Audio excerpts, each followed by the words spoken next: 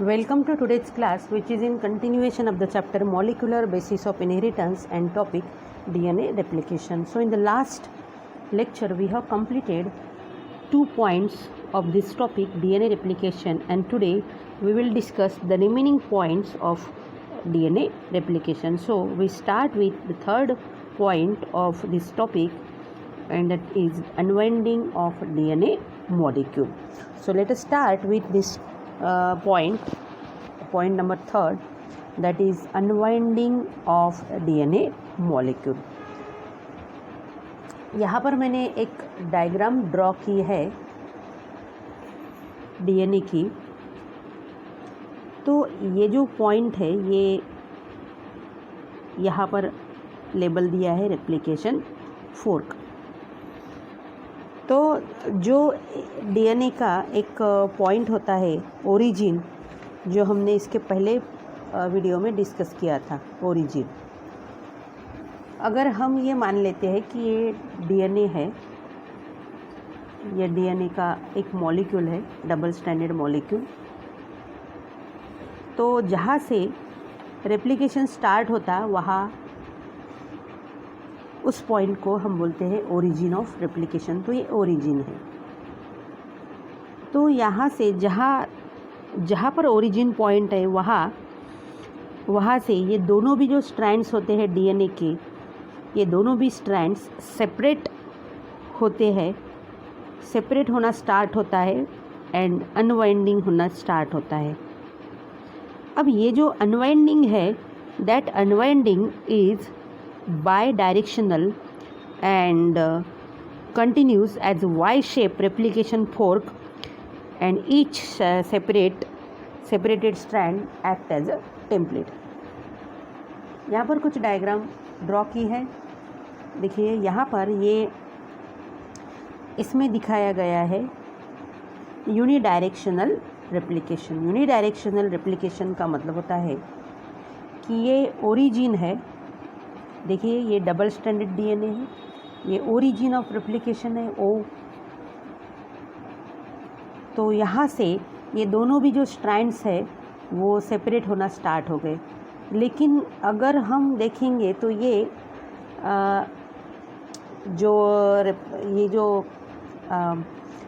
इनका जो अनवाइंडिंग है एंड सेपरेशन है वो यूनिडायरेक्शनल है। यूनिडायरेक्शनल मतलब ये ओरिजिन यहाँ पर है, तो ओरिजिन से वो इस तरफ दोनों भी स्ट्रैंड्स सेपरेट हो रहे हैं। ये जो वाई शेप स्ट्रक्चर यहाँ फॉर्म हो गया है, ये है रेप्लिकेशन फोर्क। तो ये यूनिडायरेक्शनल रेप्लिकेशन है। लेकिन हम बात कर रहे हैं unwinding is by directional. Unwinding का मतलब होता है खुलना, सेपरेट मतलब अलग होना। दोनों भी स्ट्रैंड सेपरेट होते हैं, खुल जाते हैं ये दोनों भी स्ट्रैंड। लेकिन ये जो सेपरेशन है ये कहाँ से स्टार्ट होता है? ओरिजिन ये एक पॉइंट होता है डीएनए के ऊपर जहाँ से रेप्लिकेशन स्टार्ट होता है। ये इसके पहले लेक्चर में हम डिस्कस कर चुके। यहाँ अगर इस डायग्राम में हम देखेंगे तो यहाँ पर ये ओरिजिन है, इसमें ये ओरिजिन है। ओरिजिन से यहाँ अपोजिट डायरेक्शन में ये दोनों भी स्ट्रैंड्स क्या हो गए? सेपरेट होना स्टार्ट हो गया। ये यूनिडायरेक्शनल है। लेकिन इस डायग्राम में अगर हम देखते हैं तो ये बाय डायरेक्शनल है। बाय डायरेक्शन यहाँ ओरिजिन है, ये ओरिजिन के इस तरफ भी एंड इस तरफ भी, दोनों तरफ स्ट्रैंड सेपरेट होना स्टार्ट हुई। ये इधर सेपरेट हो रहे, ये इधर सेपरेट हो रहे। तो यहाँ पर हमें ओरिजिन, ये जो पॉइंट है ये ओरिजिन यहाँ आ गया बीच में, क्योंकि ये ओरिजिन के दोनों भी डायरेक्शन में अगर हम देखेंगे तो ये जो स्ट्रैंड्स है ये स्ट्रैंड्स सेपरेट होना स्टार्ट हो गया। तो इसलिए ये है बाय डायरेक्शनल। तो ये हो गया रेप्लिकेशन फोर्क, ये हो गया रेप्लिकेशन फोर्क, ये बाय डायरेक्शनल है। तो इस तरह से ये जो दो स्ट्रैंड्स होते हैं डीएनए के, वो दो स्ट्रैंड्स इस तरह से ये सेपरेट होना स्टार्ट होता है ओरिजिन से। ओरिजिन मतलब जहाँ पे रेप्लिकेशन स्टार्ट होगा वहाँ से। तो दोनों भी स्ट्रैंड जो है यहाँ पर सेपरेट हो गए एंड सेपरेट एंड अनवाइंडिंग। अब ये जो अनवाइंडिंग है, unwinding is bidirectional and continues as Y shape replication fork. तो दो स्ट्रैंड्स अनवाइंडिंग एंड सेपरेट होने से यहाँ पर जो हमें दिख रहा ये एक फोर्क जैसा स्ट्रक्चर फॉर्म हुआ and this is called as replication fork. इसे बोलेंगे रेप्लिकेशन फोर्क। अब देखिए ये ओल्ड स्ट्रैंड है, ये भी ओल्ड स्ट्रैंड है जो मैंने ब्लू कलर से ड्रॉ किया है। तो जो ओल्ड स्ट्रैंड्स है, old strands act as a template. मतलब ये जो ओल्ड स्ट्रैंड है, इसी ओल्ड स्ट्रैंड के ऊपर न्यू स्ट्रैंड्स सिंथेसिस होगी। तो ये हम नेक्स्ट पॉइंट में डिस्कस करेंगे। इस पॉइंट में हमें इतना ही डिस्कस करना है कि जो ओरिजिन, ये जो पॉइंट था डीएनए पर, वहाँ से ये दोनों भी जो स्ट्रैंड्स है, दोनों भी स्ट्रैंड्स सेपरेट होना एंड अनवाइंडिंग होना स्टार्ट हो गया। अब ये जो सेपरेशन है ये किस तरह से होगा? तो जो हाइड्रोजन बॉन्ड है नाइट्रोजन बेस के बीच में, ये हाइड्रोजन बॉन्ड्स ब्रेक होंगे। तो ये जो हाइड्रोजन बॉन्ड्स है ये ब्रेक होते हैं, लेकिन इसमें हाइड्रोजन बॉन्ड्स ब्रेक होने के लिए जो एंजाइम यहाँ पर यूज़ होता है, the name of enzyme is enzyme helicase. Enzyme helicase. तो हेलिकेज एंजाइम जो है, हेलिकेज एंजाइम यहाँ पर एक्ट होता है। हेलिकेज एंजाइम के एक्शन से जो नाइट्रोजनस बेसिस में हाइड्रोजन बॉन्ड्स होते हैं वो हाइड्रोजन बॉन्ड्स ब्रेक होते। हाइड्रोजन बॉन्ड ब्रेक होने की वजह से दोनों भी जो स्ट्रैंड्स हैं वो देखिए अलग हो गए, खुल गए, सेपरेट हो गए एंड खुल गए, मतलब सेपरेट एंड अनवाइंडिंग। अब ये जो दो स्ट्रैंड्स है ये अनवाइंड हो गए, सेपरेट हो गए, लेकिन फिर ये रिकॉइलिंग नहीं होना चाहिए। सेपरेट हो गए, अनवाइंड हो गए, लेकिन ये रिकॉइलिंग इनका होना नहीं चाहिए। अगर ये रिकॉइलिंग हुए मतलब फिर से कॉइल हो गए तो क्या होगा?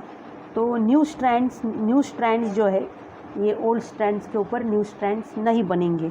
तो इसलिए एक एंजाइम है, the name of that enzyme is SSBP, that is single strand binding protein. ये आपको याद रखना है, SSBP। टेक्स्ट बुक में दिया है ये सब, सिंगल स्ट्रैंड बाइंडिंग प्रोटीन। तो ये जो एंजाइम है सिंगल स्ट्रैंड बाइंडिंग प्रोटीन, ये जो प्रोटीन है, ये प्रोटीन का काम क्या है?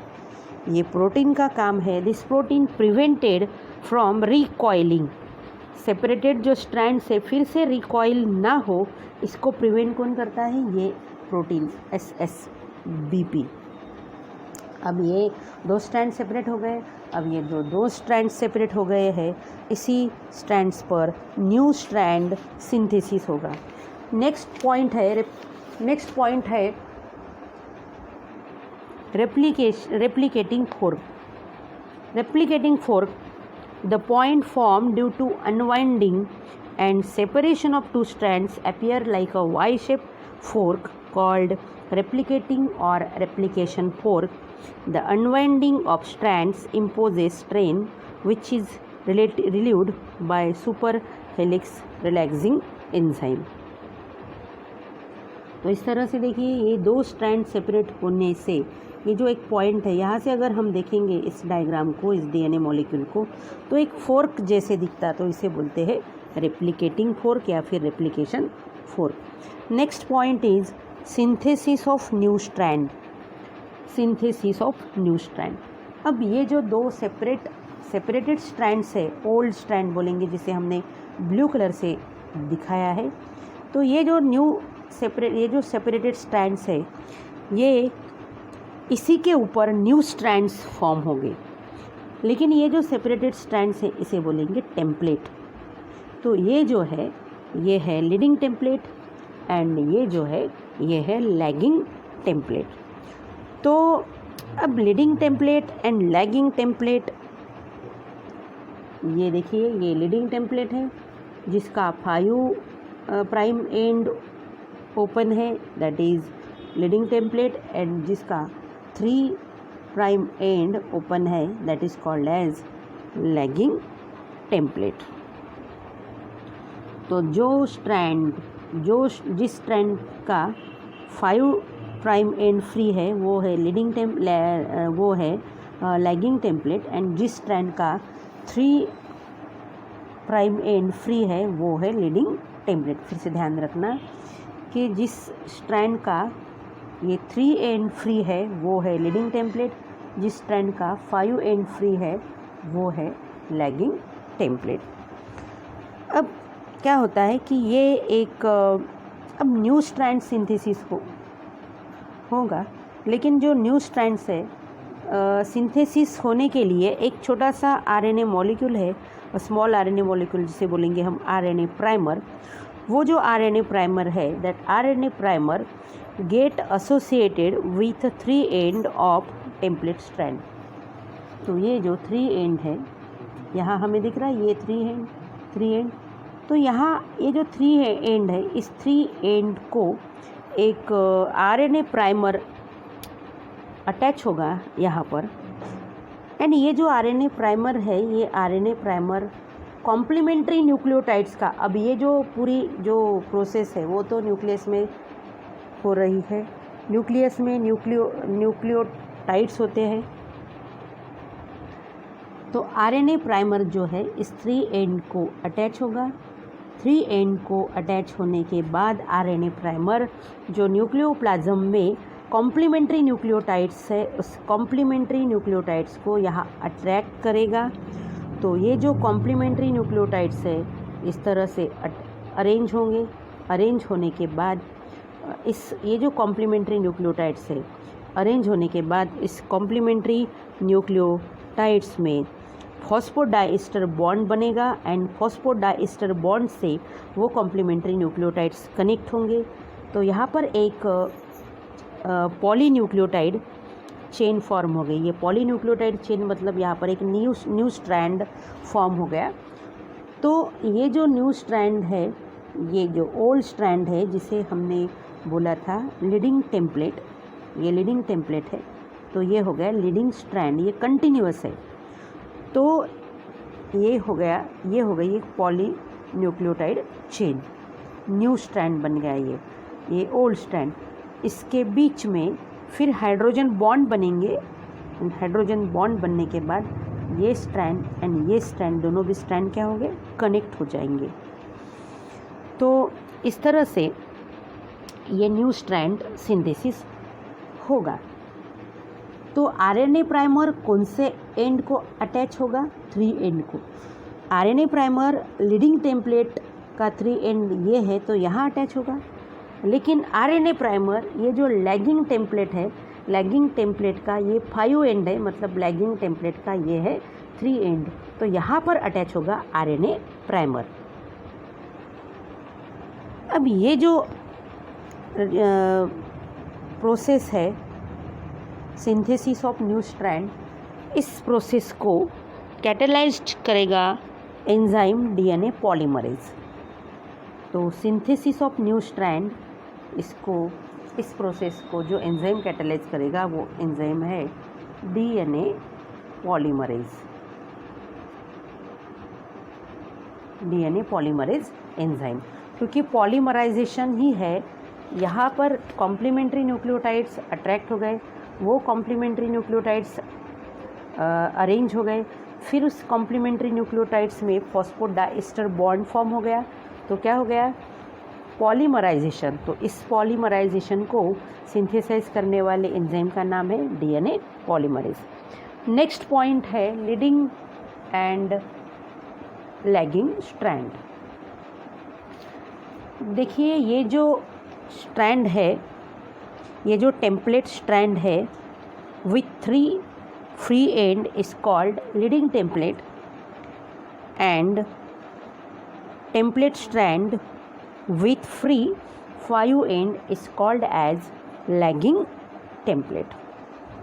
तो जिस स्ट्रैंड में 3 एंड है फ्री वो है लीडिंग टेम्पलेट, जिस स्ट्रैंड में 5 एंड है फ्री वो है लैगिंग टेम्पलेट। तो ये हो गई लीडिंग टेम्पलेट, ये हो गई लैगिंग टेम्पलेट। टेम्पलेट मतलब ओल्ड स्ट्रैंड जिसके ऊपर न्यू स्ट्रैंड सिंथेसिस होगा। तो नेक्स्ट पॉइंट है, ये जो प्रोसेस है रेप्लिकेशन की, the process of replication always start at C3 end of the template strand and proceed towards C5 end as both the strands of parental DNA are antiparallel. New strands are always in 5-3 direction. जो new strand है, new strand का जो synthesis है वो 3 and से 5 and के तरफ होगा। देखिए ये लीडिंग टेम्पलेट है, इसका ये है C3 एंड, ये C3 एंड है लीडिंग टेम्पलेट का। लेकिन अगर ये एंड अगर हम बोलेंगे तो ये है C5 एंड, ये C3 एंड है तो ये हो गया C5 एंड। तो जो न्यू स्ट्रैंड है, न्यू स्ट्रैंड C3 एंड से C5 एंड की तरफ सिंथेसिस होता है। यहाँ पर अगर हम देखेंगे इस डायग्राम में तो ये जो है ये टेम्पलेट है लैगिंग टेम्पलेट। लैगिंग टेम्पलेट का ये जो एंड है ये है C5 एंड। तो फिर लैगिंग टेम्पलेट का ये एंड हो गया C3 and. New strand C3 and से C5 एंड की तरफ फॉर्म होगा, C3 एंड से C5 एंड की तरफ फॉर्म होगा न्यू स्ट्रैंड। तो ये जो लीडिंग टेम्पलेट है, लीडिंग टेम्पलेट पर जो न्यू स्ट्रैंड बनेगा, पहले बनेगा न्यू स्ट्रैंड, वो देखिए C3 एंड की तरफ से C5 एंड की तरफ सिंथेसिस होगा। इसके बाद लैगिंग टेम्पलेट पर जो न्यू स्ट्रैंड बनेगा वो भी इस टेम्पलेट के C3 एंड से C5 एंड की तरफ फॉर्म होगा। लेकिन जो न्यू स्ट्रैंड है उसकी खुद की डायरेक्शन क्या होगी? तो ये इसकी जो खुद की डायरेक्शन है वो ऑलवेज होंगी 5-3। इसकी डायरेक्शन क्या है? 5-3 डायरेक्शन, 5-3 डायरेक्शन है ये। तो रेप्लिकेशन स्टार्ट होता है C3 एंड से C5 एंड की तरफ, C3 एंड से C5 एंड की तरफ। एंड जो न्यू स्ट्रैंड्स है उनकी डायरेक्शन क्या होती है? उनकी डायरेक्शन होती है 5-3। देखिए ये 5-3, ये न्यू स्ट्रैंड है 5-3। अब ये न्यू स्ट्रैंड है, इसकी भी डायरेक्शन कहाँ से कहाँ तक है? ये देखिए ये है 5 एंड, ये है 3 एंड, 5-3। जो लीडिंग टेम्पलेट क्यों बोलते हैं हम इसे? क्योंकि इस पर जो न्यू स्ट्रैंड बनेगा वो पहले बनता है, इसलिए इसे बोलेंगे न्यू लीडिंग स्ट्रैंड। ये कंटिन्यूअस है। लेकिन जो लैगिंग टेम्पलेट है, लैगिंग टेम्पलेट पर जो न्यू स्ट्रैंड बनता है वो बाद में बनता है, इसलिए हम इसे बोलेंगे लैगिंग स्ट्रैंड। देखिए ये लैगिंग स्ट्रैंड, ये लैगिंग टेम्पलेट, ये लैगिंग स्ट्रैंड। लेकिन जो लैगिंग स्ट्रैंड है वो, जैसे लीडिंग स्ट्रैंड जो है वो कंटिन्यूअस है, लेकिन जो लैगिंग स्ट्रैंड है वो कंटिन्यूअस नहीं है, वो फ्रैगमेंट्स के फॉर्म में है, टुकड़े टुकड़े में है। तो ये जो फ्रैगमेंट्स है, इस फ्रैगमेंट्स को बोलते हैं ओकाज़की फ्रैगमेंट्स। फ्रैगमेंट्स को क्या बोलेंगे? Okazaki fragments. ओकाज़की साइंटिस्ट के नाम से इसे जाना जाता है। तो लैगिंग स्ट्रैंड कैसा है? डिसकंटिन्यूअस। लेकिन लीडिंग स्ट्रैंड कैसा है? कंटिन्यूअस। तो हमें जो न्यू स्ट्रैंड है उनकी डायरेक्शन देखना है। न्यू स्ट्रैंड की डायरेक्शन देखिए 5-3। यहाँ पर देखिए न्यू स्ट्रैंड की डायरेक्शन 5-3। अब यहाँ पर मैंने 5 लिखा, फिर यहाँ 3 लिखा, फिर यहाँ 5 लिखा, ये 3 लिखा। तो 5-3 ये एक फ्रैगमेंट हो गया, ये दूसरा फ्रैगमेंट हो गया। ये फ्रैगमेंट्स है, 5 3 लेकिन अगर ये कनेक्ट हो जाएंगे तो कनेक्ट हो जाने के बाद ये पूरा कंटिन्यू स्ट्रैंड बनेगा, ये एंड होगा 5, ये एंड होगा 3। तो हमने इसके पहले डीएनए का मॉलिक्यूल स्टडी किया था, उसमें मैंने आपको बताया था कि ये जो 2 स्ट्रैंड्स होते हैं वो दोनों भी स्ट्रैंड्स एंटी पैरेलल होते हैं। तो इसीलिए ये अगर 5 एंड है तो ये इसका 3 एंड होगा, ये 3 एंड है तो ये 5 एंड होगा, ये 3 एंड है तो न्यू स्ट्रैंड का ये 5 एंड होगा। अब ये न्यू स्ट्रैंड का ये 3 एंड है तो ये ओल्ड स्ट्रैंड का ये कौन सा एंड होगा, 5 एंड होगा। नेक्स्ट पॉइंट है formation of daughter DNA molecule. इसके पहले एक छोटा सा पॉइंट है maturation of Okazaki fragments.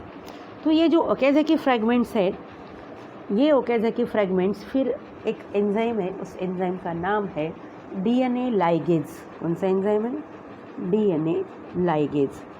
DNA ligase enzyme से ये जो फ्रैगमेंट्स है ये कनेक्ट हो जाते हैं एंड ये पूरा ये कंटिन्यूस स्ट्रैंड बन जाता है।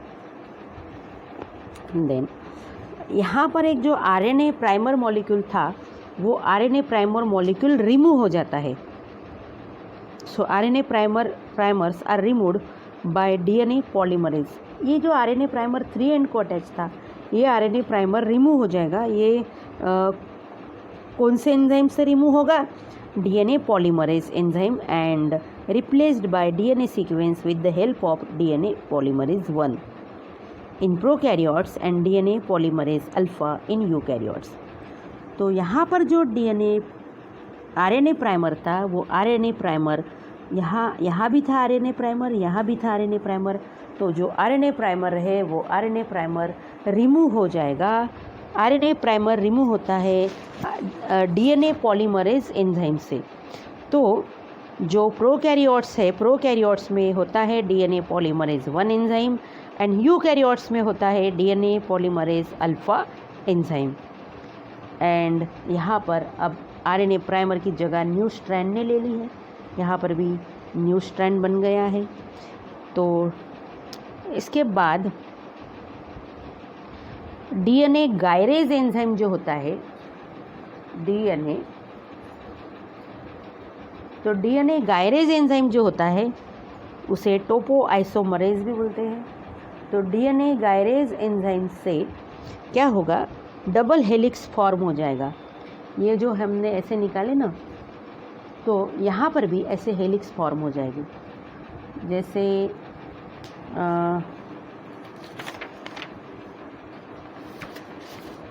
यहाँ पर हम देखेंगे, देखिए ये इस तरह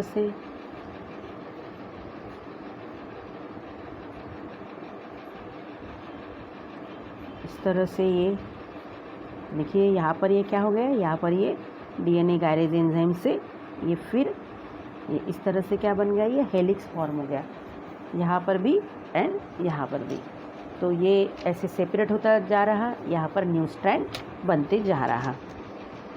तो नेक्स्ट पॉइंट है, लास्ट पॉइंट है अपना formation of daughter DNA molecule.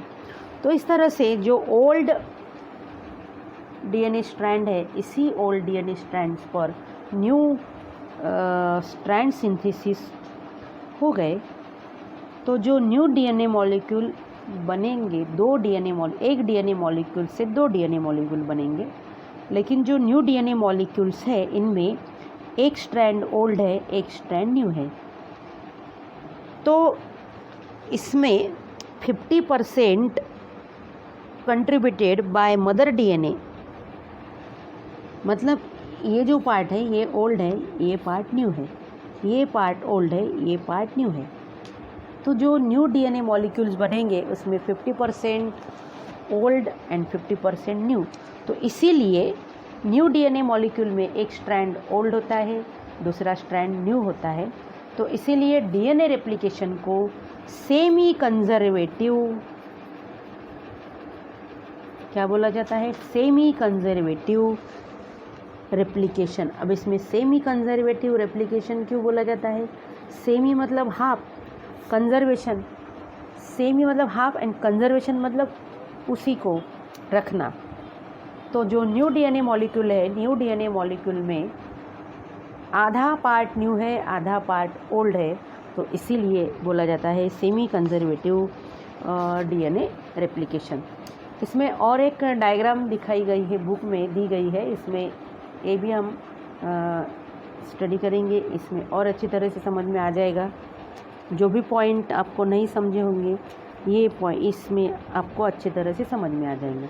देखिए ये जो स्ट्रैंड है, ये वाला हम देख रहे हैं, ये ओल्ड स्ट्रैंड है, इसे लैगिंग टेम्पलेट बोलेंगे हम, जिसका 5 एंड फ्री होता है वो लैगिंग टेम्पलेट।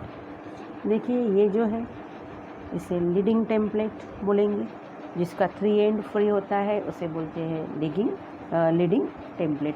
लीडिंग टेम्पलेट, इसके ऊपर पहले न्यू स्ट्रैंड सिंथेसिस होता है, इसके ऊपर बाद में, इसलिए लीडिंग टेम्पलेट बोलेंगे हम। तो यहाँ पर जो आरएनए प्राइमर है वो 3 एंड को अटैच होगा, यहाँ पर भी आरएनए प्राइमर 3 एंड को अटैच होगा। ये देखिए ये न्यू स्ट्रैंड है, न्यू स्ट्रैंड का डायरेक्शन देखिए 5 to 3, ये 5 डायरेक्शन है, ये 3 डायरेक्शन है। ये न्यू स्ट्रैंड है, लीडिंग स्ट्रैंड हम बोलेंगे इसे, ये लीडिंग टेम्पलेट, ये लीडिंग स्ट्रैंड। ये देखिए ये लैगिंग टेम्पलेट, इसके ऊपर जो स्ट्रैंड है, इस स्ट्रैंड की डायरेक्शन देखिए, इस तरफ ये फॉर्म हो रहे हैं, ये इस तरफ फॉर्म होता, ये इस तरफ फॉर्म होते, लेकिन फॉर्म होने की इसकी जो फॉर्मेशन की जो डायरेक्शन है न्यू स्ट्रैंड की, वो ऑलवेज 5-3 है, 5-3। यहाँ पर भी देखिए 5-3, लेकिन ये जो स्ट्रैंड है ये फ्रैगमेंट में फॉर्म हो रहा। देखिए जो फ्रैगमेंट है, इस फ्रैगमेंट का नाम क्या है? Okazaki fragment. फिर ये जो फ्रैगमेंट्स है डीएनए लाइगेज एंजाइम की मदद से कनेक्ट हो जाएंगे, तो ये कंटिन्यू बन जाएगा आरएनए प्राइमर। इसे क्या बोला? ये एक मॉलिक्यूल है आरएनए प्राइमर। फिर आरएनए प्राइमर रिप्लेस हो जाता है, रिमूव हो जाता है, तो आरएनए प्राइमर रिमूव हो जाता है एंजाइम से। एंजाइम का नाम है DNA polymerase alpha in eukaryote, and prokaryote में डीएनए पॉलीमरेज 1। एंड यहाँ पर एक नया पॉलीपेप्टाइड चेन बन गया, यहाँ पर एक नया पॉलीपेप्टाइड चेन बन गई। तो ये है semi conservative replication of DNA. देखिए यहाँ पर ये ओल्ड स्ट्रैंड, ये ओल्ड स्ट्रैंड, जो न्यू स्ट्रैंड है वो ओल्ड स्ट्रैंड की कॉपी है। ये ए है, ये ओल्ड स्ट्रैंड है, यहाँ पर एडेनाइन है। देखिए ये जो न्यू स्ट्रैंड बना है यहाँ पर भी एडेनाइन है। ये ओल्ड स्ट्रैंड है, यहाँ पर थायमिन है। जो न्यू स्ट्रैंड है यहाँ बना है, इसके ऊपर भी थायमिन है। तो जो न्यू स्ट्रैंड है अगर हम देखेंगे पूरा, ये ATCAGT, ATCAGT, यहाँ पर देखिए TAGTCA, यहाँ पर TAGTCA, मतलब जो न्यू स्ट्रैंड्स है वो ओल्ड स्ट्रैंड की एग्जैक्ट कॉपी है, इसीलिए इसे रेप्लिकेशन बोलते हैं। रेप्लिका मतलब मिरर इमेज। तो ये नया डीएनए मॉलिक्यूल बन गया, ये नया डीएनए मॉलिक्यूल बन गया, लेकिन इस नए डीएनए मॉलिक्यूल में ये ओल्ड स्ट्रैंड है, ये न्यू स्ट्रैंड है। इस नए डीएनए मॉलिक्यूल में ये ओल्ड स्ट्रैंड है, ये न्यू स्ट्रैंड है। तो इसलिए जो भी न्यू डीएनए मॉलिक्यूल बनता है उसमें एक स्ट्रैंड ओल्ड होता है, एक स्ट्रैंड न्यू होता है। तो इसलिए इसे हम बोलेंगे semi conservative replication of DNA. Semi मतलब half, 50% old 50% new, 50% old 50% new. और ये है पेरेंटल स्ट्रैंड, ये पेरेंटल स्ट्रैंड। इस पेरेंटल स्ट्रैंड पे ये न्यू स्ट्रैंड बन गए, तो एक डीएनए मॉलिक्यूल से 2 डीएनए मॉलिक्यूल बन गए। यहाँ पर हमने जो डीएनए रेप्लिकेशन ये जो टॉपिक है, ये टॉपिक कंप्लीट कर दिया।